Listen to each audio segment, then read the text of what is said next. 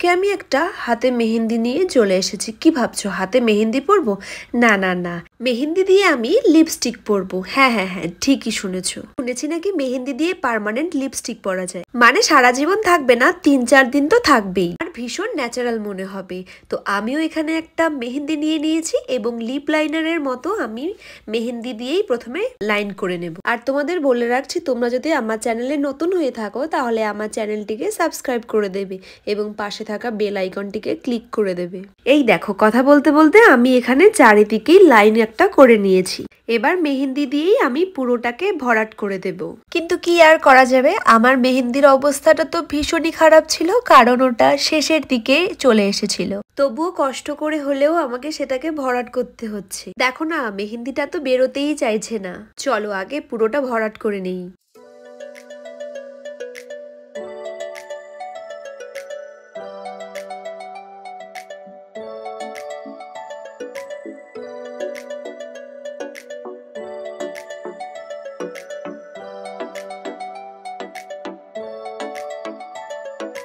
ভাল লাগে হাঁটতে তোর হাত ধরে, ভাবনা তোর আসছে দিন রাত ধরে। ভাল লাগে হাঁটতে তোর হাত ধরে, ভাবনা তোর আসছে দিন রাত ধরে। মনটাকে কি করে গে আর রাতে। এই দেখো, পুরোটা আমি ভরিয়ে নিয়েছি। এবার এটাকে 10 মিনিটের মতো রেখে শুকোতে হবে। কিন্তু 10 মিনিট কি আমি আদৌ রাখতে পারবো? এখনই তো জ্বালা করছে আমার, তবুও ট্রাই করছি।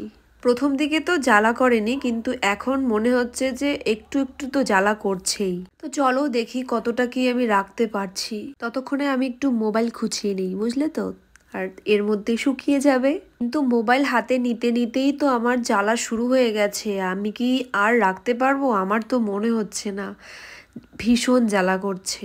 5 মিনিট তো হয়েই গেছে, কিন্তু এখনো শুকোচ্ছে না। আমি 10 মিনিট মনে হচ্ছে না রাখতে পারবো।